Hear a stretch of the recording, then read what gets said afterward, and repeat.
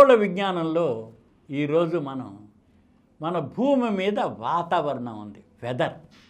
ఈ వెదర్కి ఆ ప్రాంతంలో ఉన్న ల్యాండ్స్కేప్కి ఏమైనా సంబంధం ఉందా అని చెప్పి ఈరోజు మనం తెలుసుకుందాం. హిమాలయస్లో మంచులు పడుతుంటే ఎప్పుడు చల్లగానే ఉంటాయి.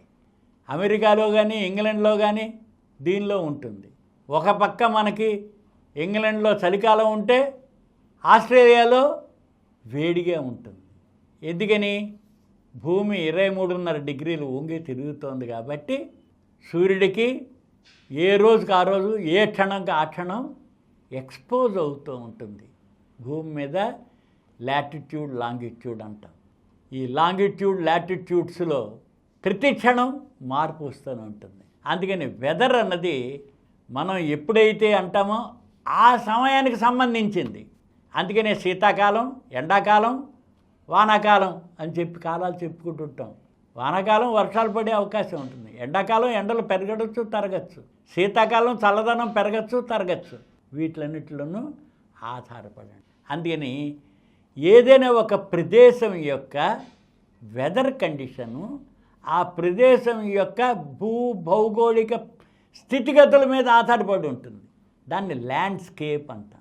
ల్యాండ్స్కేప్ అంటే ఉన్నది ఒక ప్రదేశం, కొండ ప్రాంతం అవ్వచ్చు, లేకపోతే మైదానాలు అవ్వచ్చు, లేకపోతే ఎడారులు అవ్వచ్చు, లేకపోతే నీళ్లతో నిండి ఉన్న ప్రదేశాలు అవ్వచ్చు.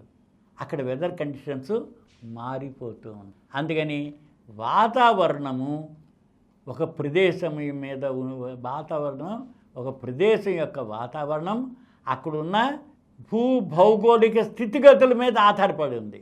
అది ఎలా అంటే, ఇది సూర్యుడు అన్ని చోట్లకి ఒకేలాగా ప్రసరిస్తాడు. కానీ సూర్యుడు ప్రసరించే ప్రదేశం వాటిలో వచ్చినప్పుడు sun's heat that place major role. సూర్యుడు ఏ ప్రదేశాన్ని, ఒక ప్రదేశాన్ని వేడి చేసే దీని మీద, ఆ వేడిని మనం సర్ఫేస్ మీద ఎంత వేడి చేస్తుంది మీద ఆధారపడి ఉంటుంది. అంతేకాదు అక్కడ తేమ శాతం ఎలా ఉంది, దాని తర్వాత తేమ మూమెంట్, దాంతో ఎయిర్ మూమెంట్, ఎయిర్ బ్లో, ఒక ప్రదేశంలో ఎయిర్ బ్లో ఎలా ఉంది, ఎయిర్ మూమెంట్ ఎలా ఉంది, దాని తర్వాత లోకల్ క్లైమాటిక్ కండిషన్స్. క్లైమేట్ అంటే అక్కడ ఉన్న పరిస్థితులు, కండిషన్స్ మీద ఆ వెదర్ కూడా ఆధారపడి ఉంటుంది. దాని తర్వాత రెయిన్ షేడ్ అంట. ఇప్పుడు కొండకి యువతల పక్క గాలి ఉంటుంది, ఆ మాయిశ్చర్ గాలి కొండను గుద్దుకుంటే పైకి లేచి వెళ్ళిపోతుంది, పైకి వెళ్ళిపోయి చల్లబడుతుంది. కొండకు అవతల పక్క ఉందనుకోండి, అది డ్రైగా ఉంటుంది. కొండకు అవతల పక్క డ్రైగా ఉంటుంది. యువతల పక్క గాలి వీచినట్టయితే కొండ గుద్దుకుని పైకి లేచిపోతుంది. లేచిపోయి హైట్ని బట్టి టెంపరేచర్ మారుతూ ఉంటుంది. దాని తర్వాత ఆ టెంపరేచర్ అన్నది ల్యాండ్ మీద. ఇప్పుడు అడవులు, దట్టమైన అడవులు ఉన్నాయనుకోండి, అవి సూర్యరశ్మిని బాగా పీల్చుకుంటాయి, కార్బన్ డైఆక్సైడ్ ఇది చేయడానికి. దాంతో చల్లగా ఉంటుంది, చల్లగాలి వీస్తుంది. దాంతో అడవులు ఉన్నట్లయితే మాయిశ్చర్ని కూడా అబ్జర్వ్ చేసుకుంటాయి. ఆ నేల కండిషన్ మారుతూ ఉంటుంది. అంతేకాని విండ్ ప్యాటర్న్లో మార్పు వచ్చేస్తుంది గాలి వీచడంలో. అందుకని సన్స్ హీట్ అన్నది. ఇప్పుడు ఐస్ ఉందనుకోండి, లేదా వాటర్ ఉంది, పైకి రిఫ్లెక్ట్ చేస్తుంది. ల్యాండ్ ఏమో తొందరగా సోలార్ హీట్ని అబ్జర్వ్ చేసుకుంటుంది. సముద్రాలు ఇలాంటివేమో లేటుగా అబ్జర్వ్ చేసుకుంటాయి. ల్యాండ్ తొందరగా వదిలేస్తుంది హీట్ని. సముద్రాల మీద ఉన్న నీరు నెమ్మదిగా వేడెక్కి నెమ్మదిగా రిలీజ్ చేస్తుంది. Cloud formation. మంచి ఎండగా ఉందనుకోండి, మీరు నడుస్తూ ఉంటారు, ఓ చెట్టు నీడని నుంచుంటారు. లేకపోతే ఓ మేఘం వచ్చిందనుకోండి, ఓ గొడుగులాగా అడ్డం వస్తుందనుకోండి, చల్లగా ఉంటుంది.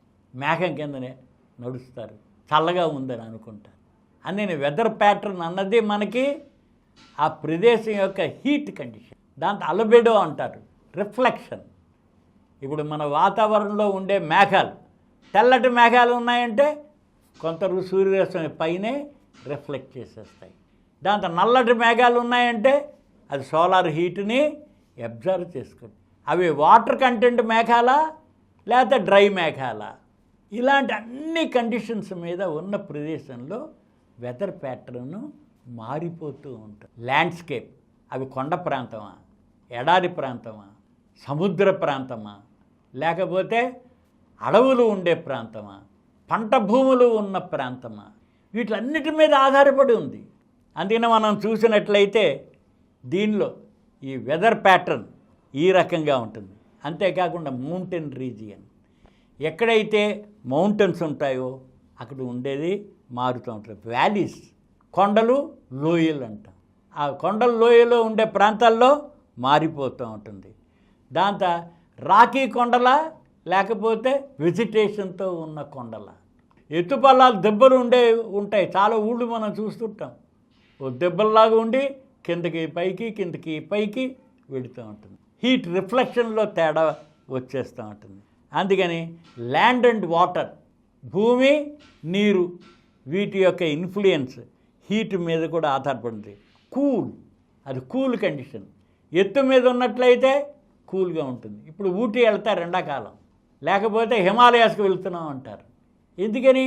అవి ఎత్తు మీద ఉన్నట్లయితే ఈ భూమి కింద నేల మీద ఉన్నప్పుడు అది వేడెక్కి దానికి ఆనుకొని ఉన్న గాలిని వేడి ఎక్కిస్తుంది. ఆ వేడి గాలి మళ్ళీ పైకి వెళ్తుంది. మేఘాలు ఫామ్ అవుతాయి. వాటర్ వేపర్ ఫామ్ అవడం కూడా ఉంది. ఇదంతా సోలార్ హీట్ ద్వారా వచ్చేదన్నమాట. అందుకని ఫారెస్ట్స్ చాలా, అడవులు, అందుకనే చెట్లు పెంచండి అంటుంటారు. ఒకప్పుడు మనకి ప్రతి మనిషికి 422 చెట్లు ఉండేవి. ఇప్పుడు అన్నీ కొట్టేసుకున్నాం. అడవులు పోయి 29 చెట్లు మిగిలినాయి. 422 చెట్లు ఎక్కడ, 29 చెట్లు ఎక్కడ? అందుకని చెట్లు మనం కొట్టేసుకుంటూ ఉన్నాం కాబట్టి హీట్ ప్యాటర్న్లో హీట్ పెరిగిపోయింది, వర్షాలు తగ్గిపోయినాయి. అందుకని దీనిలో మార్పు. దాంతో చల్లగా ఉండాలి అని అంటే కావలసిన ఇన్ఫ్లుయెన్స్ అంతా. అందుకని ఫారెస్ట్లు కూడా డార్క్ ఫారెస్ట్ కనుక ఉండితే, మన కోలిఫెరస్ అంటాం, వాటిలో సూర్యకిరణాలు కూడా చొచ్చుకురావు అంటుంటారు. అవి లోపలికి అంత డార్క్ దీనిలో ఉన్నప్పుడు చాలా కూల్గా కూడా ఉంటాయి. ఎందుకని? కింద ఉండే ప్రదేశానికి హీట్ జారదు. అవి చాలా ఒక బ్లాంకెట్, థిక్ బ్లాంకెట్ లాగా మనకి కవర్ చేస్తుంటాయి చెట్లన్నీ అన్నమాట. అలాగే స్నో పడడం, దాంతో ఐస్, ఇవన్నీ హీట్ని రిఫ్లెక్ట్ చేస్తాయి. ఎక్కువ భాగం సూర్యకిరణాలు పడగానే ఐస్ మీద రిఫ్లెక్ట్ అయిపోతాయి. స్నోలో కూడా అయిపోతూ ఉంటుంది. అందుకని ఈ ల్యాండ్స్లో వచ్చే మార్పు అంతా చాలా వరకు ఇదిగా ఉంటుంది. అందుకని రెయినీ క్లౌడ్స్ కూడా అవి మనకి చల్లదాన్ని ఇస్తుంటాయి. అందుకని ఎయిర్ ప్రెషర్లో తేడా వస్తుంది.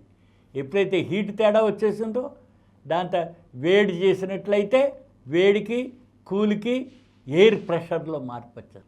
ఎప్పుడైతే ఎయిర్ ప్రెషర్లో మార్పు వస్తాయో మన వెదర్ కండిషన్లో కూడా తేడా వస్తుందన్నమాట.